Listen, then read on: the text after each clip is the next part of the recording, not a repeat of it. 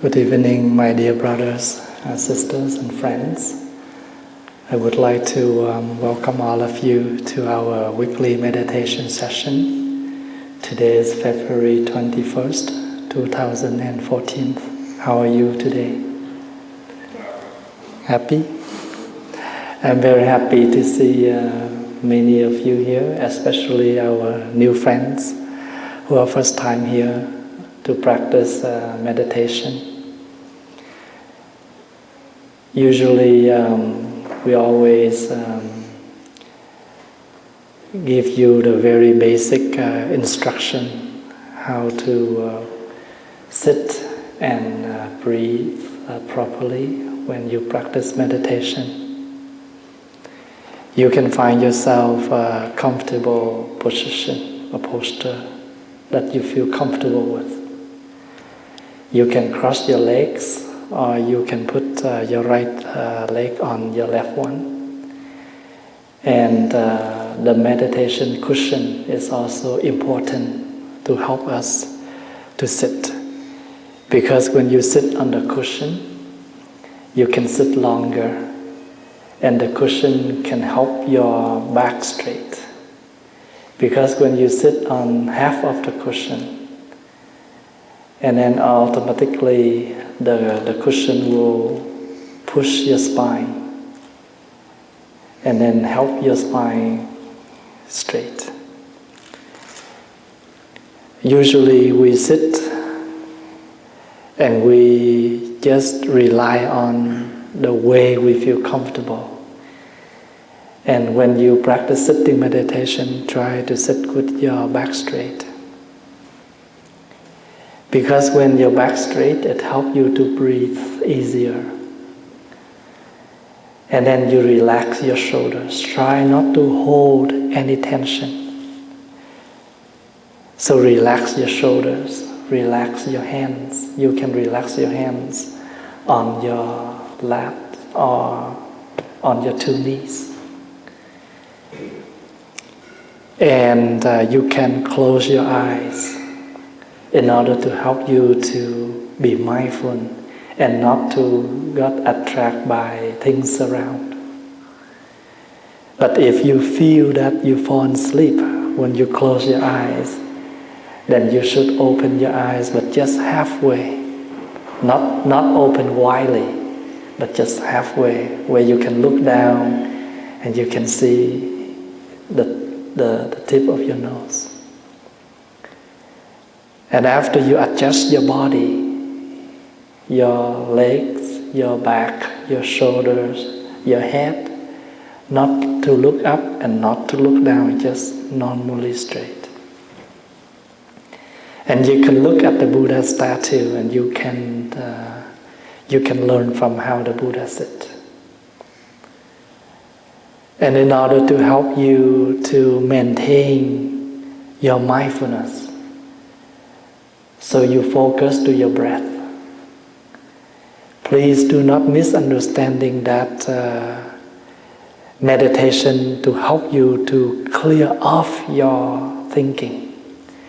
We are unable to completely not thinking. We can't. We always have something to think.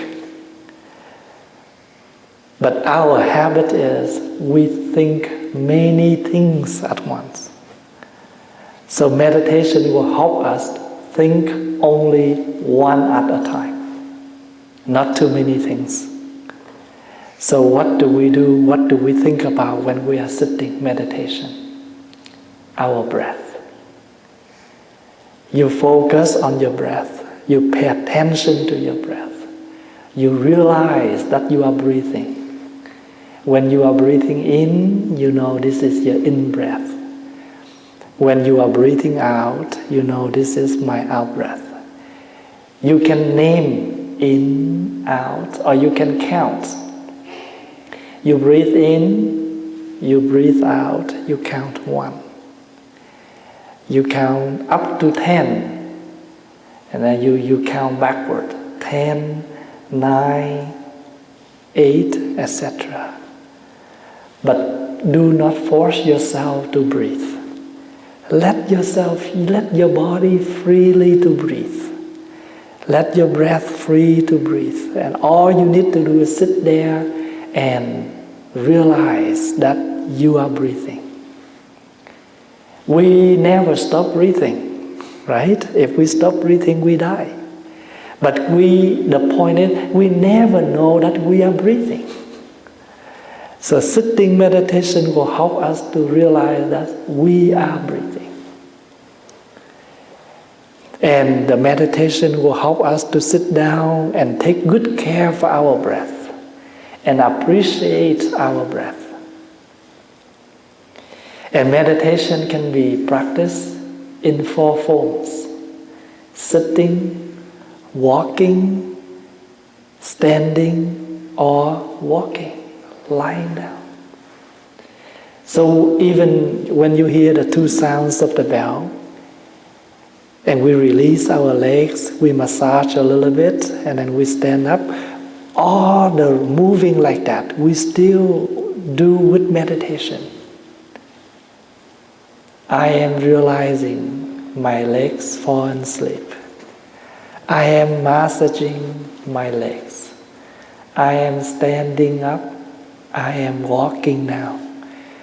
So we know every single movement we do. That's called meditation. When you walk, you can apply your breath along with your step. Breathing in, you take 1 step. Breathing out, you take another step. Or if you have a longer breath, you can take 2 steps for 1 breath. Not a problem. You can walk in such a way that you realize that you have peace when you walk. There's no rush. There's no destination when we practicing walking. Just walk. So what is the power of a meditator? You're able to walk peacefully on earth. What is the power of the meditator when we are sitting? We enjoy the time we sit. We don't have to worry. What time is it? When will be the sound? Don't worry. There is the bell master who sit there and look after the time for us. Sometimes we are sitting, but we are not meditating. So we combine the words, sitting, meditation. But we do not meditate, we only sit. We have the form of sitting, but we are not meditating. That means we do not really enjoy what are we doing in that moment. It's just like a fish. The fish live in the water, but the fish never enjoy what is called water. But without water, the fish will be die. We are the same. We live with our breath, but we never know how precious, how valuable our breath. So that's why the Buddha invites us to sit and to enjoy our breath. When we are able to sit quietly and enjoy our breath, automatically we calm our body, we calm our mind. And only when we calm, we are clear on what are we doing. We are clear on what are we talking. We are clear on what are we doing. We are clear on what we are thinking. So we call mindfulness.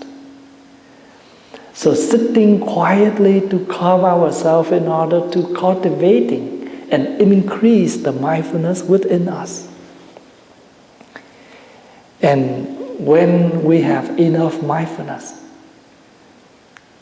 we're able to live peacefully, more accepting, less expecting, more release, less attached. We're able to let go Or even if we have to carry something, we still carry with peace, not with suffering. We will play our role in our daily life more meaningful. If we are a father, we will be a good father, a very mindful father. If we are the mother, we have to take care for our kids. We will do our role peacefully. There is no blaming. Why I have to do this? Why I have to do that? But we can see this is part of my job, part of my responsibility. And we will do all the responsibilities in peace, in happiness.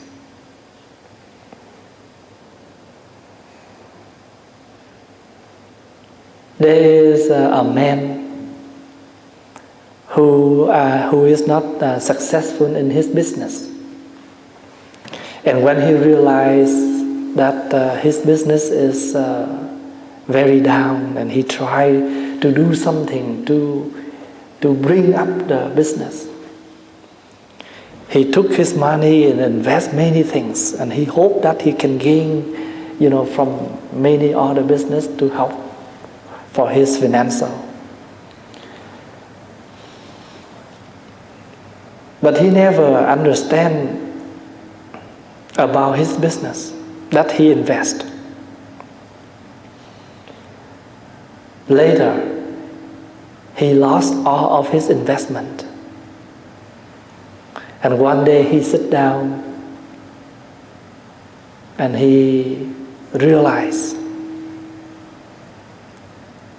we are like a fish who in a net, who was caught by a net. The more we try to struggle, the more we tight the net, and we unable to release from the net.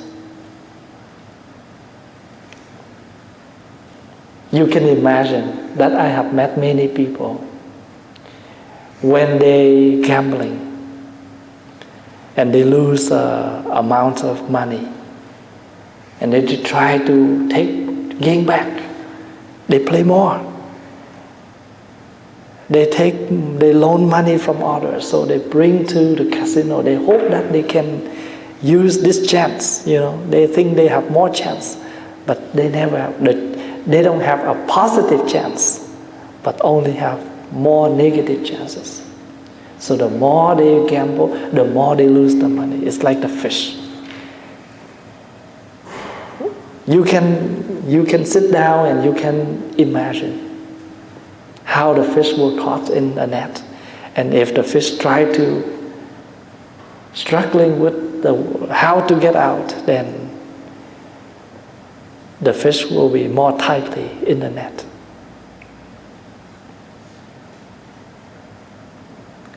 This afternoon I met a young friend of mine who invest few business, and none of the business that he successed. And he want to give up everything and try to do something else totally new.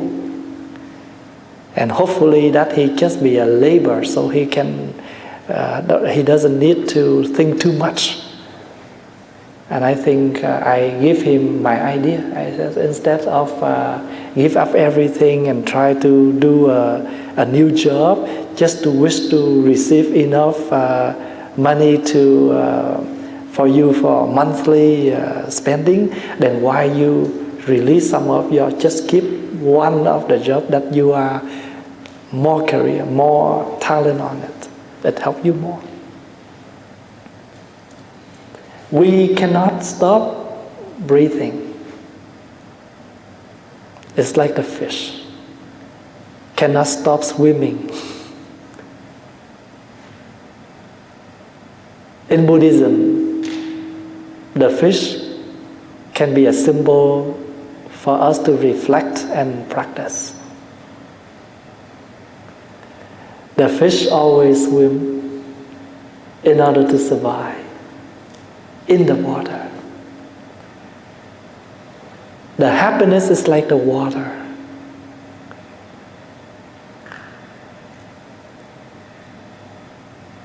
The fortunate is like the water. The only thing that we need to cultivate is the mindfulness to recognize all of the conditions to help us to survive.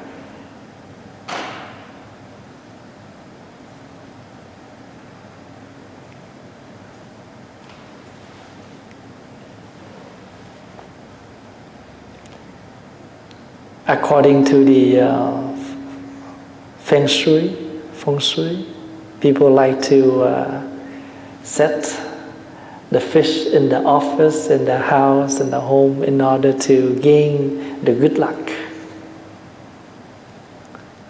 Because the fish always swimming upright. So we always keep moving, keep working and move on. And the fish always open their eyes, symbolize for mindfulness. Be mindful on what we talk, what we do, how we live. And I remember the Buddha gave us a lecture about the fish too. And one day the Buddha called the monks, and the Buddha said,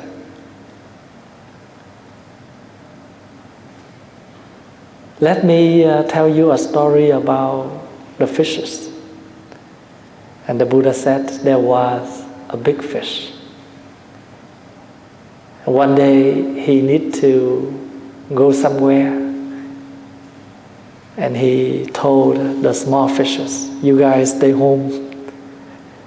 Don't hang around in that area because lot of fishermen there. So you will be die by their bait, by their rods." But the little fish never listened. They try to visit that area because they know that it's a lot of fun there. But when they come back, when they will go as a group, but when they come back, some of them have been lost because some of them were hooked by the fishermen who fish. And when the one who survived and come back, and the big fish asked, "Where did you go?" "I went there." The big fish says, "I told you that is not a good place to go. You guys don't listen to me. You see what happened. And now even you feel regret. Nothing can help." And the Buddha said, same thing to us. There are places, there are environments, they are not good. They're very negative. If we want to survive, we want to live healthily, and those areas are not the place where we should go. Sometimes you don't have to go anywhere, you just sit in front of your computer, but you already swim to many wrong destinations. You just sit there and you click, and you go to the wrong websites. You swim to the wrong environment. And we will be die. We will suffer. So when we die, it's our part. But our family also die along with us. Our family also suffer along with us. And we die, we finish our life, that's it. But all the suffering will continue in many families members. So before we do something, as we call, to enjoy ourselves, and we should understand that our enjoyable is not, sometimes they are not healthy. And sometimes it's related to the family, to the society, to our loved one.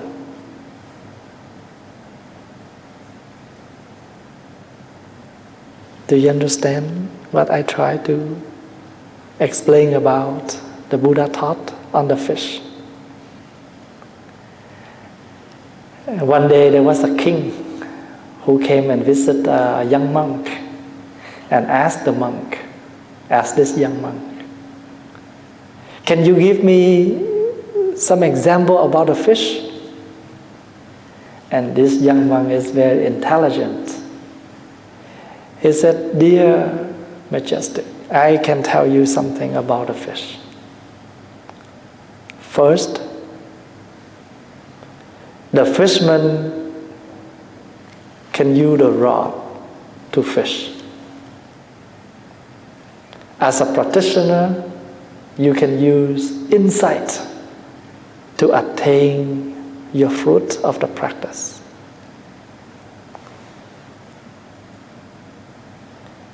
So when the fishermen, they want to fish, they need, the only thing they need is just the rod. Same thing. We want to gain, we want to achieve the high practice. The thing that we can do is cultivating our insight. How can we gain the insight? How can we achieve the insight? If we don't learn, if we don't read, if we don't listen, if we don't reflect, if we don't practice, where the insight come from? So we need to learn, we need to reflect, and we need to practice. These are the instructions so we can gain the insight. We want to understand and we don't learn, we don't read, we don't meditate on things, we don't reflect on things. Insight cannot increase. I remember 25 years ago, when at that time we are unable to ship anything from Vietnam to Canada. So as a monk, when I was a novice, I don't have enough ropes, and we cannot order anything from Vietnam. And in our city, in Edmonton, we don't have any lady who know how to make the monk's rope. And I remember there was a lady who came here, and the master asked her, "I know that you know how to sew, but can you sew this? Can you make this?" She said, "I never do this before." So the master said, "Why don't you take one home and take all the part out and try to see how they cut and how they put together things?" And she did that. So the master had to sacrifice one of his rope. So this lady, she brought home and she opened all the color, everything from the rope, and she tried to see how they cut and how they put things together. 2 weeks later, she brought back another rope that she made. And she did not know how to do the fabric button like this. I gave her one of my buttons, and she tried to open and try to tie and how to put all the button together. So what is that? What we call learn. Reflect. Reflect means we need to sit down and see through things in order to find out what's happening. When I was a novice, I learned a lot of things from many people, from other monks. When they conduct a ceremony, I pay attention how they do it. When I was in the temple as a young boy to help the monks, and I don't know how to put on the rope, but I look at the masters, how they put on their yellow rope. So when I decide to become a novice, the master give me the rope and say, let me teach you how to put on the rope. I said, Master, I knew how. And he said, how do you know? I told him, when I was your attendant, I looked at you. And I used my blanket to do the same every night before I go to bed. So now I know how to do it. So that is, as a practitioner, we learn from many ways, many orders. In order to attain the insight, the wisdom. So the first thing about the fish, the fishermen want to fish, they need to use the rod. We use insight to achieve our practice. The fishermen only need to use a little bait to catch the fish. As a practitioner, every single thing we can release, we can detach, and then we achieve the peace, the nirvana. In Buddhism, nirvana is not the destination where you go after die.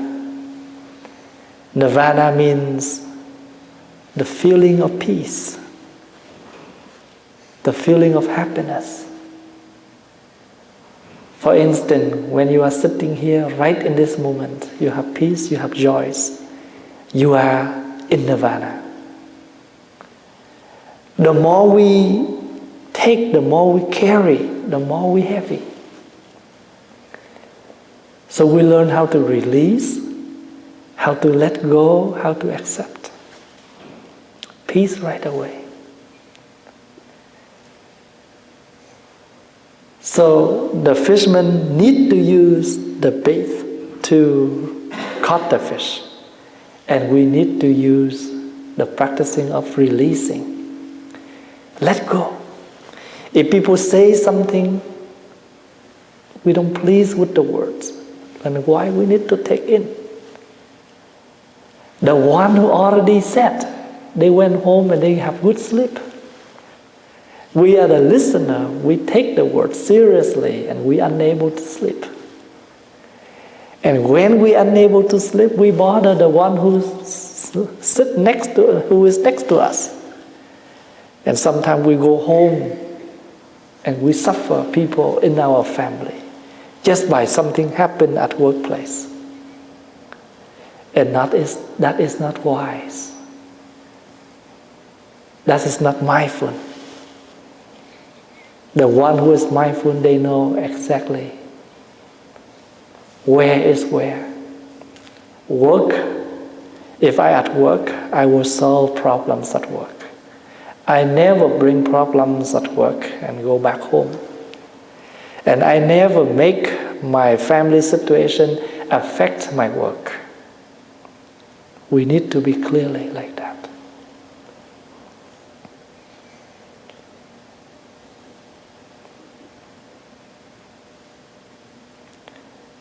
So as a mindfulness practitioner, we have to be mindful where we can hang around and where we cannot.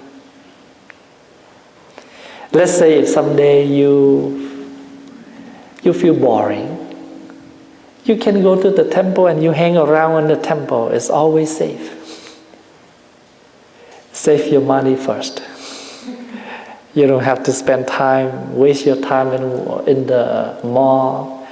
And then, of course, when we shopping around and we will buy something, and sometimes we never need it. But just because it's too boring, we just want to find something to please us. You can go to temple and you can do some volunteering, you can do some sitting, walking, a lot of things for you to do. Or you can do your own garden. You do your garden. You clean your house, and many things that you will be able to do. Even friends. What kind of friends that we should hang around with? Otherwise, they will use us like they are using the fresh flowers. So after the flower is no more fresh, they will throw the flower away. So the Buddha gave that one of the example of friends. Friends like flowers. That means when they still can use you, they will use. Otherwise, they will throw you away.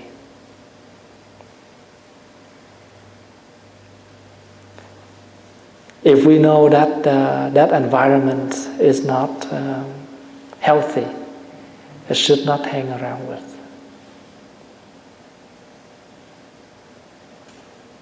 Like people when they have the surgery, sometimes the doctor have to release them, discharge them early because their house may be better than the environment in the hospital. Lots of bacteria may affect for that person, that patient. And one day there was the two monks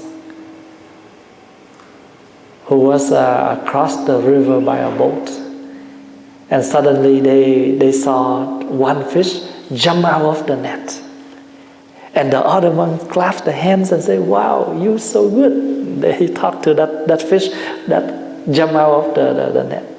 The other monk said, "Why are you praising that fish? There's nothing to praise. If he is not caught in the net, that will be great."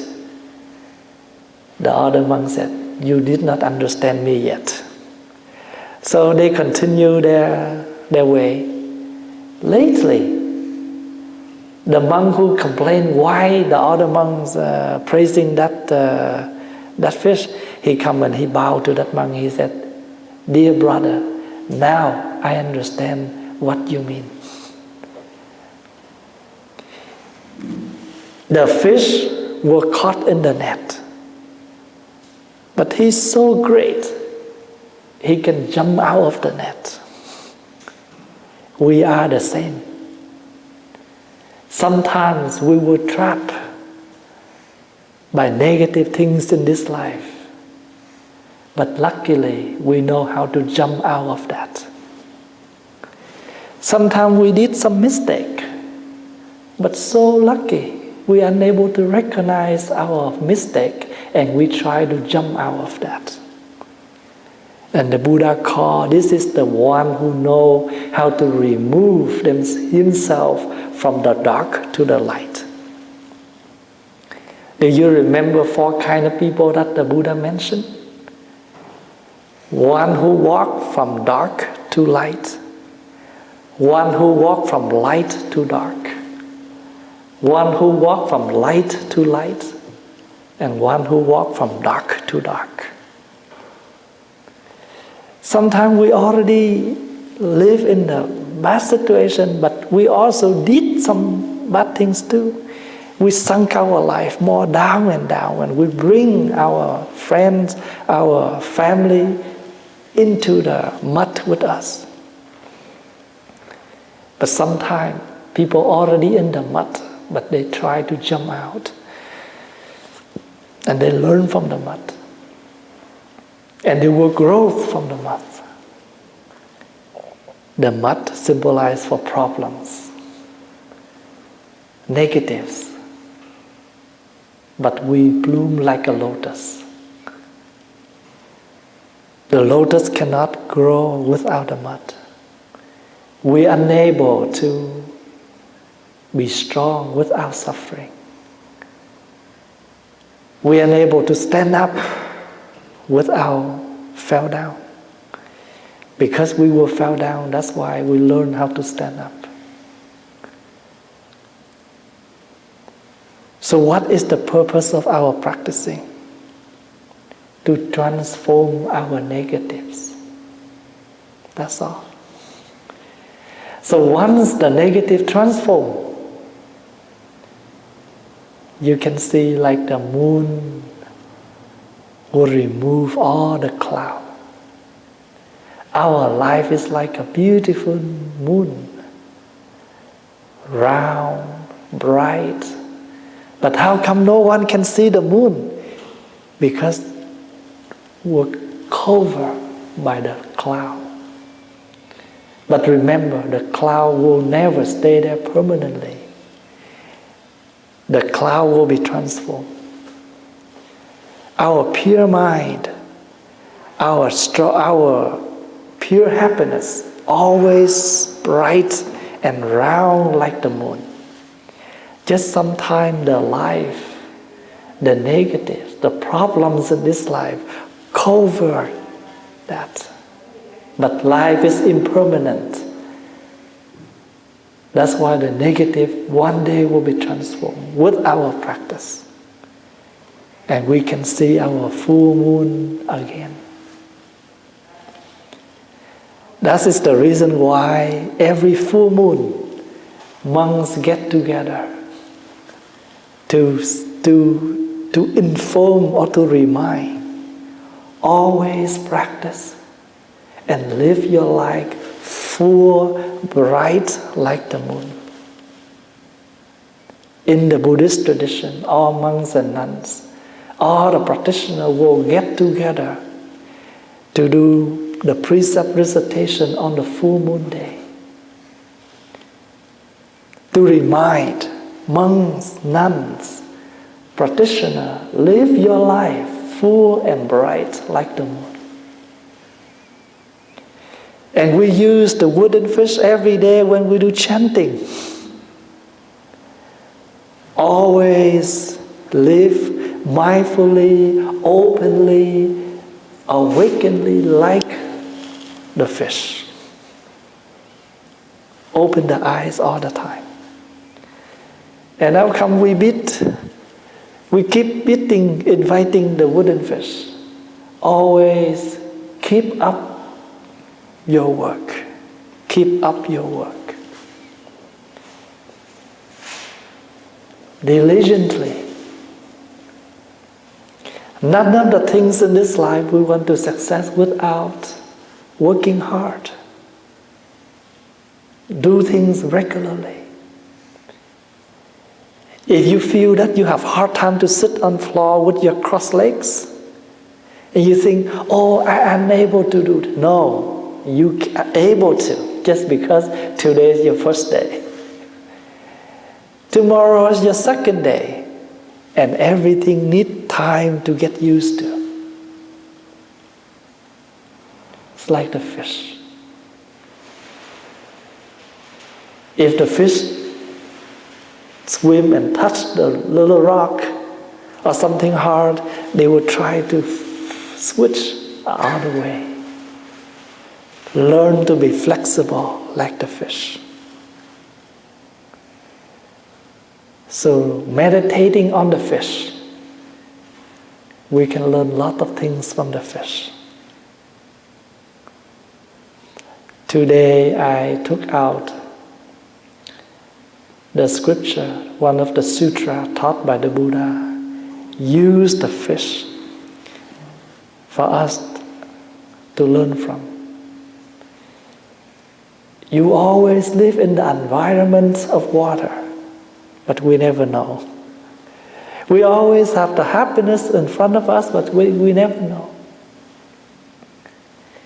We have legs to walk, hands to hold, eyes to see, ears to hear, nose to smell, but we never recognize all of these conditions of happiness. We try to looking for more happiness. But when we come back, everything is normal. So what is the great happiness? Normal life. If someone asks you, how is your life? Normal. That's great. If you say, oh, nothing new, too boring, everything normal. So what you want? Some abnormal things? So if we have something happen and we say, I only want a normal life, but how come I can't? See, We always never satisfy what we have. Be a smart fish. Enjoy the environment of water. Be clear when you see something hung there. Little, very tiny, very little bit. But that little thing can destroy the whole life, can destroy the whole future. All the young people, they need to learn this. Many little things are hanging around in front of you, beside you, behind you.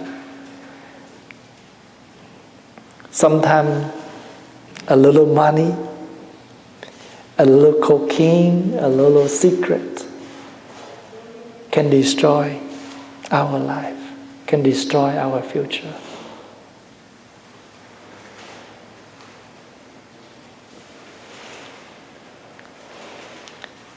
May we recognize and learn these teachings from the Buddha. And if we were the fish who was caught in the net, then try to jump out. That's good. So the thing is, if we never jump in, there's nothing to say. But if accidentally we already jump in, try to jump out. If we already done something wrong, there's not late to return. In our tradition, we used to say, the ocean is very deep and vast, but if you turn around, you will see the shore, the destination. If you keep going with your path, which is very lost, and don't think you are too far from home, still, if you can turn around, it's still shorter than you keep going. Let's say if someday you were lost by your direction, then if you are not sure, then don't go on, because you will go more and more. You have long time to return. Stop. Check your address. And now we're lucky we have the GPS. Before they only have the map. But the only way that you will keep your return shorter is to stop and to look at the map. Same thing. Do not keep going if you lost your way. If you lost your direction, find someone to help you. Every day, at least I have few emails from young friends around the world. And the first, when I look at the email and I always see the subject with the word Thầy, I lost my direction. And I always read those emails first. Because I understand. They are very frustrated now. They don't know where to do, what to do, where to go. We can imagine. Someday we travel to somewhere. We have the address, but we really lost the directions. Don't keep going. One day I went to Westlock and I was given a ride by a man. And I asked him, do you know where to go? He said, Thầy, rest, I know where to go. And then I found that he went to the wrong way. I said, you need to come back. Don't worry, just rest. I know what to do. 3 hours. We were lost in 3 hours in the county, but we almost got to the Cold River or something. We need to take another 3 hours to come back. And I told him while we come back, see, this is what the Buddha taught. When you lost, when you realize you're a little bit lost, then in order to make sure you need to stop, What is stop mean? Sit down and reflecting. Where did you start and where should you turn around? Very reality. This is all we need to do in our daily life in order to keep the peace, the joys within us, and we have peace and joys to offer for our loved one. May the Buddha bless us all. May we take the teachings of the Buddha and apply these teachings regularly in our daily life. Have a good weekend. Thank you for your listening.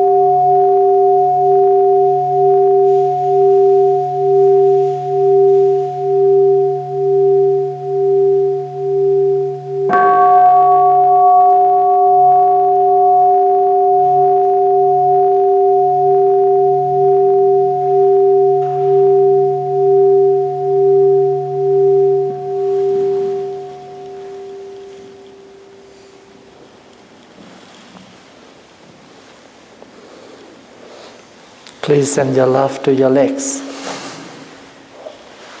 Massage your legs before we stand up.